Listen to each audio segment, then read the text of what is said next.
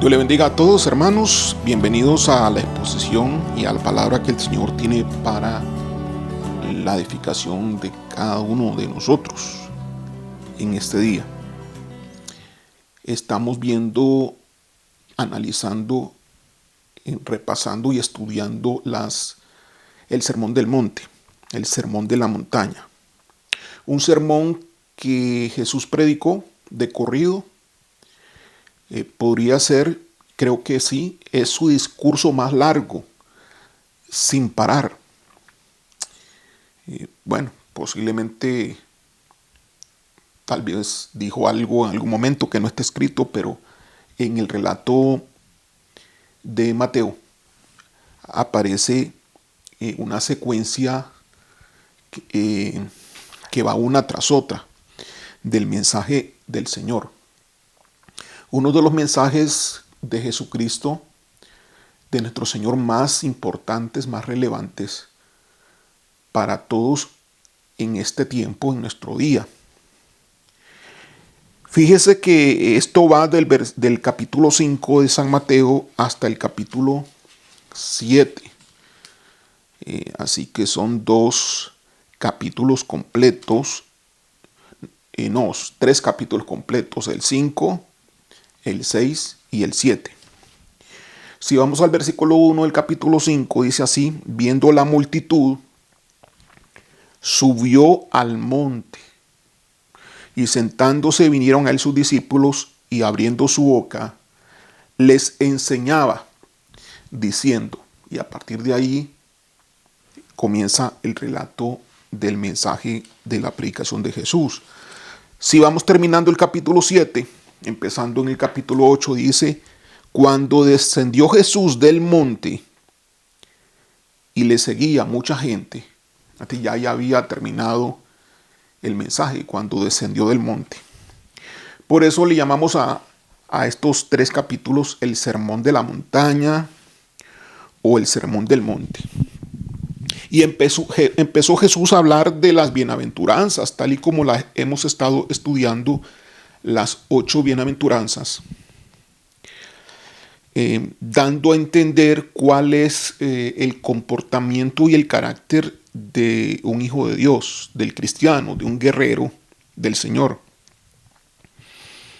Y terminan las 8 bienaventuranzas en el versículo 12.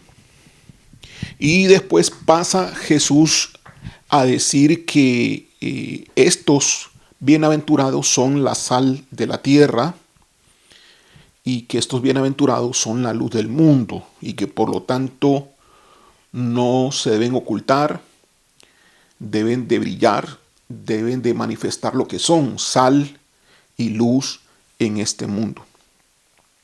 La semana pasada estuvimos repasando precisamente estos conceptos, y la intención del Señor es que los recordemos siempre, que todos los días recordemos quiénes somos. Aquí Jesús está diciendo cuál es nuestra identidad como hijos de Dios. Así que las 8 bienaventuranzas deberíamos de manejarla con mucha pericia, deberíamos de conocerla muy bien, el significado de ellas y lo que dice cada una de estas bienaventuranzas. Sería una buena disciplina, un buen consejo a acatar por parte de todos los que nos escuchan, para que nosotros comencemos y desarrollemos todo lo que la bienaventuranza dice, dado que estaría nuestra mente apoyando ese tipo de comportamiento. Ahora, a partir del versículo 17, que vamos a empezar hoy, el Señor hace una introducción a corregir toda una serie de cosas que tenían los fariseos y los escribas. Los fariseos y los escribas, sí, ellos obedecían la ley a su manera y también la interpretaban a su manera.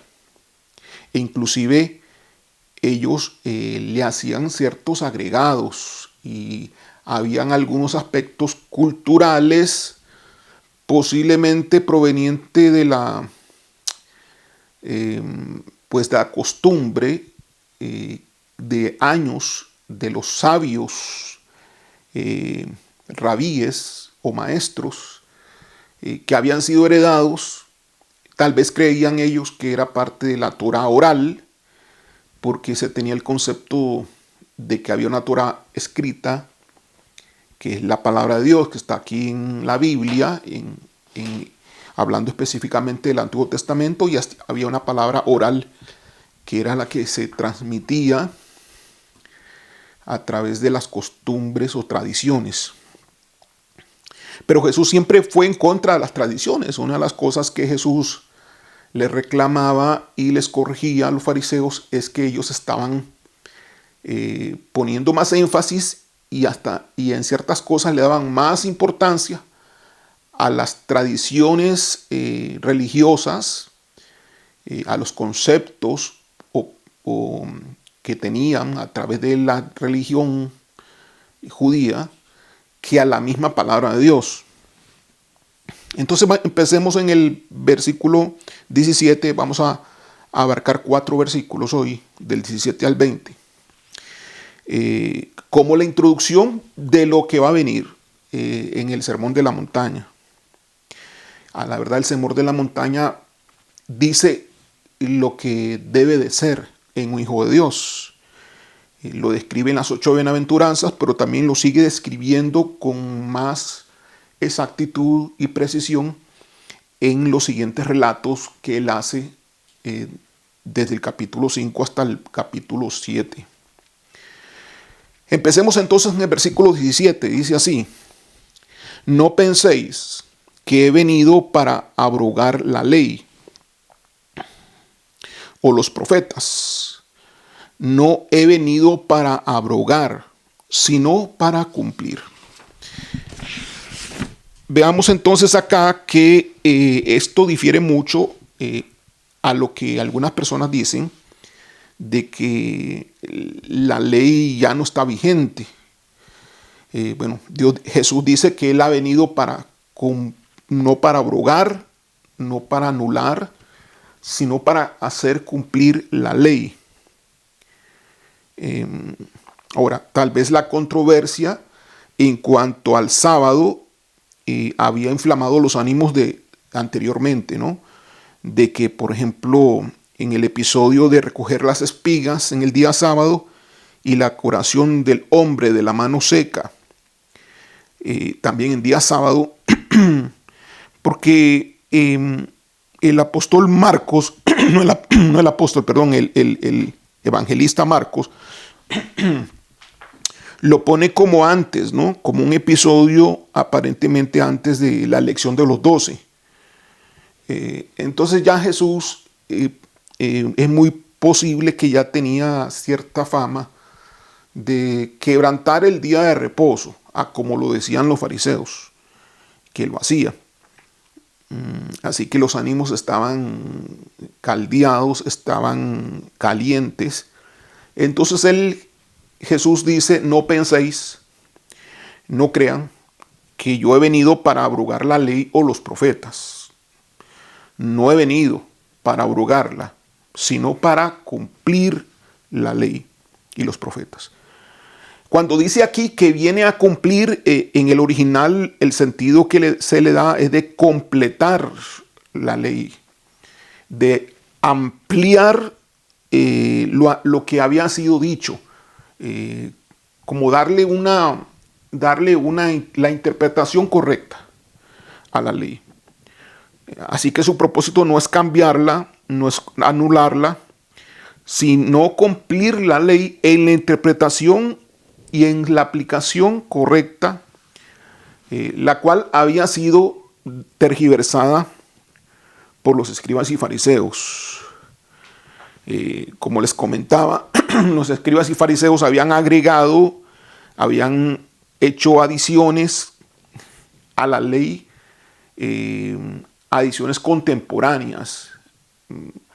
tal vez para modernizarla posiblemente, ¿no? Siempre hay un deseo del ser humano de modernizar las cosas. Una modernización de la Torá, por así decirlo. Que incluso esa modernización daba concesiones en las cuales Dios no estaba de acuerdo.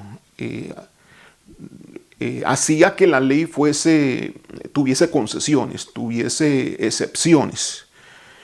Así que los fariseos habían oscurecido la ley. Y Jesús vino a restaurar la integridad de ella. Los fariseos rebajaban la norma de la ley para que fuese más fácil de obedecer. Porque para ellos la ley era una carga. La ley definitivamente que para ellos era difícil y pues era una carga real en sus vidas. Entonces para alivianarla introdujeron dentro de los dichos religiosos conceptos que no estaban conforme a la palabra de Dios. Por eso vamos a ver que en los próximos mensajes acerca del Sermón de la Montaña, vamos a leer que Jesús dice: oísteis que os fue dicho esto, esto y esto, pero yo os digo. Cuando dice oísteis lo que fue os dicho, está hablando no de la Biblia o no de la Torá realmente, sino de algo parecido que venía de la Torá, pero estaba cambiada, estaba tergiversada, estaba alterada. E inclusive la misma interpretación que le daban los fariseos a lo que la ley realmente decía. Entonces Jesús viene en los próximos capítulos, viene a interpretar correctamente y aplicar correctamente todo aquello que los fariseos no hacían. Entonces Él viene a traer la correcta interpretación. En este sentido, Él viene a cumplir la ley. Y la cumplió Él en su propia vida personal y vino a hacer la correcta aplicación e interpretación. La ley hay que cumplirla. Jesús en su parte la cumple por nosotros, cumple toda la ley, y nosotros en nuestra parte que nos corresponde también debemos de cumplir la que se nos debe. Vamos, la ley dice, por ejemplo, y hay aspectos de la ley que tienen que ver con los sacrificios. Eso no nos corresponde a nosotros. La ley fue dada para el pueblo de Israel, entonces tampoco tal y como está nos corresponde a nosotros, no nos fue dado a los gentiles. Sin embargo, la ley tiene el fundamento de lo que Dios quiere.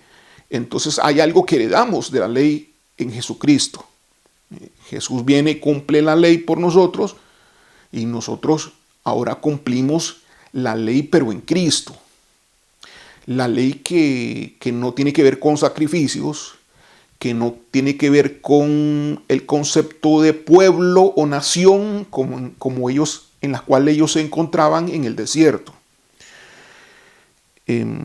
Jesús no vino a abolir la ley, pero ahora nosotros estamos bajo la gracia y no bajo la ley, pero de tal manera que la ley bien interpretada nos sirve como nuestro ayo a Cristo.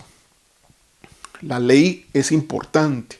Nosotros todavía estamos obedeciendo en Cristo aspectos de la ley, pero no toda la ley. Nadie hoy obedece toda la Torá. Nadie. Ni los judíos religiosos hoy en Israel, ni los judíos fundamentalistas religiosos, ni ningún tipo de persona está obedeciendo hoy la ley, porque empezando de que no hay templo y que no hay sacrificios y que no hay una tienda a la cual haya que ir a sacrificar los corderos, porque vemos que estamos en un nuevo pacto hoy. Ese fue el viejo pacto. Entonces hay parte del pacto antiguo, el pacto pasado, que tiene que ver con la Torá, pero que ya no está vigente hoy, pero no es que no se ejecutó, sí que sí se ejecutó. Es algo que ya se cumplió en Cristo, como el Cordero inmolado, como el Cordero de Dios que quita el pecado del mundo. Entonces hay que entender hoy que hay mucho de lo que la ley es que no nos toca hoy, o que porque ya Jesús lo ha cumplido y lo ha llevado a cabo por nosotros. Okay, la ley podemos dividirla en tres áreas: la ley moral, la ley judicial y la ley ceremonial. Entonces la ley ceremonial no nos toca. La ley judicial, que es aquella parte que tiene que ver con la convivencia entre una y otra persona, lo podemos tomar como ejemplo, pero fue dada también igual para el pueblo de Israel en su contexto. Pero de ahí podemos sacar una enseñanza, un principio, porque Dios es el mismo. Pero no exactamente lo que Él dijo para Israel es lo que nos está diciendo hoy y está aplicando a nosotros. El cumplimiento de que Él es el que viene a cumplir la ley lo expresa en los siguientes versículos del Sermón de la Montaña, aclarándole en cuanto a la interpretación correcta a los fariseos cuál es el error en el cual ellos se encontraban. Seguimos en el siguiente versículo, versículo 18, que dice así: porque de cierto os digo que hasta que pasen el cielo y la tierra, ni una jota ni una tilde pasará de la ley hasta que todo se haya cumplido. Entonces, lo que está diciendo aquí, que la ley se está cumpliendo hoy aún. Ahora, Jesús la ha cumplido y seguirá cumpliéndose hasta que pase el cielo y la tierra. Así que la ley es de Dios, es palabra de Dios y ha de cumplirse. Pero no vivimos nosotros por la ley. Nosotros vivimos por la gracia de Jesucristo, que nos llama a vivir conforme a los conceptos y principios de la ley que nos corresponde ahora en el nuevo pacto. Así que no vamos a retroceder, nosotros no vamos a creer como cree, por ejemplo, el movimiento Raíces Hebreas, de que somos hebreos cuando no lo somos. Y si hubiese sido cierto de que tenemos, de que en los tiempos del año 1500, cuando vino Cristóbal Colón, trajeron judíos, y que hace ya más de 500 años nosotros tuvimos alguna sangre, algún familiar judío, esto no nos hace judíos hoy. Hoy somos más gentiles que, mucho más gentiles que judíos. Así que no somos nosotros judíos. Tendríamos que tener a nuestra madre, padre judíos, y no, tal vez mínimo al abuelo, a la abuela. Okay. Y si fuésemos judíos, teniendo algún familiar cercano, entonces deberíamos de estar en Cristo también. No deberíamos de regresar a los conceptos del pacto pasado, del pacto antiguo, sino que debemos de estar renovados en el nuevo pacto. Versículo, vamos a ver qué dice acá, versículo 19: de manera que cualquiera que quebrante uno de estos mandamientos muy pequeños y así enseña a los hombres, muy pequeño será llamado en el reino de los cielos. Mas cualquiera que los haga y los enseñe, este será llamado grande en el reino de los cielos. Entonces aquí estos versículos están haciendo una diferencia entre aquel a quien llaman pequeño en el reino de los cielos y aquel que llaman grande en el reino de los cielos. Es interesante ver que estos dos no están excluidos del reino, sino que forman parte del reino. Uno que es pequeño en el reino de los cielos y otro que es grande en el reino de los cielos. Y ese que es pequeño quebrantaba los mandamientos de la ley. Y aquel que era grande los obedecía y los enseñaba. El otro los quebrantaba y no los enseñaba. Bueno, cuando nosotros le decimos a la gente que cierre las puertas del pecado, que deje de pecar, nosotros estamos cumpliendo los mandamientos en la ley. Y aún más, como vamos a ver más adelante. La grandeza entonces en el reino de Dios depende de la obediencia, según vemos acá. La grandeza en el reino de Dios depende de la obediencia a los mandamientos de Dios. ¿Cuáles mandamientos? Pues los que están en la parte ceremonial, pues no. Ya Jesús los ha cumplido. Los que están en la parte judicial correspondían al pueblo de Israel, más que todo. Algo de ellos podemos sacar algún concepto de edificación o verdad para nosotros, pero más que todo están hablando de la ley moral, enfatizada sobre todo en los 10 mandamientos. Así que la grandeza del reino en nosotros va a depender mucho de la obediencia a los mandamientos del Señor. Y dice en el versículo 20, porque os digo que si vuestra justicia no fuere mayor que la de los escribas y fariseos, no entraréis en el reino de los cielos. Así que aquí dice que para entrar en el reino de los cielos se requiere una justicia mayor o mejor que la de los escribas y fariseos. La justicia es mayor porque debe ser más profunda. No solo guardar mandamientos, como estaban acostumbrados los escribas y fariseos. Estaban acostumbrados ellos a guardar mandamientos por costumbre, sin cambiar el corazón de ellos. Y esa era la crítica que tenía Jesús en ellos, ¿verdad? Que la justicia de ellos se daba simplemente por obedecer el mandamiento sin amar al Señor, sin estar el corazón como debió haber estado, porque el amor es el que nos debe mover a obedecer. Y la obediencia no nos va a llevar a amar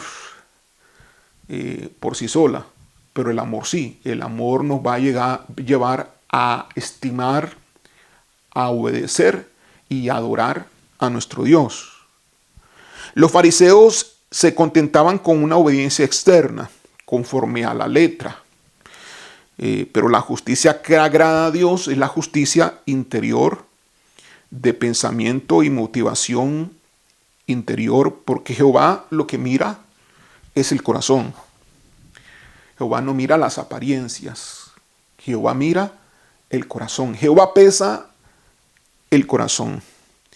Jeremías 31:33 dice, daré mi ley en su mente y la escribiré en su corazón. Fue algo que prometió Dios a través del profeta Jeremías en lo que corresponde al nuevo pacto. Algo que Dios iba a hacer nuevo.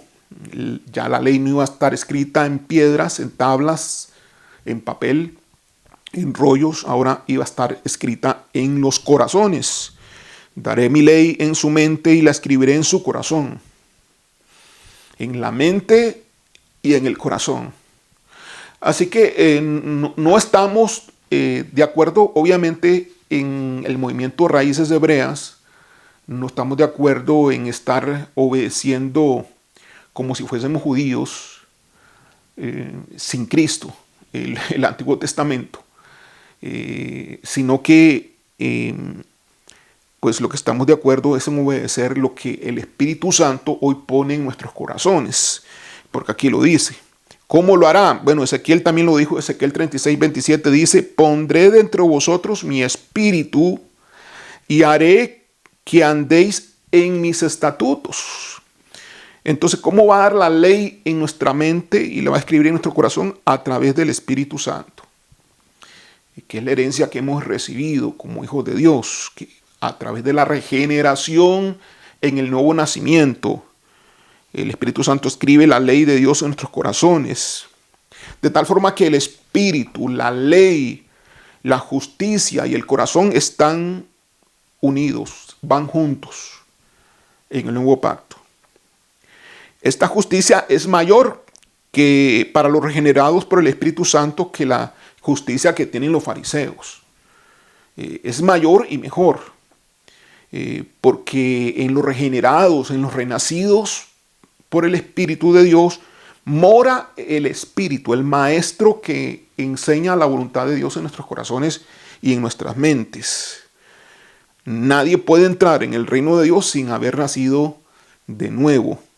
Por eso dice, porque os digo que si vuestra justicia no fuere mayor que la de los escribas y fariseos, no entraréis en el reino de los cielos. Dando a entender que había una justicia diferente a lo que no era justicia según Dios ni según Jesús. Lo que creían que los fariseos tenían como justicia, que era la obediencia a la letra, la obediencia a la ley, pero no. Ahora nosotros no vivimos por la letra, vivimos por el Espíritu. La letra mata, mas el Espíritu vivifica.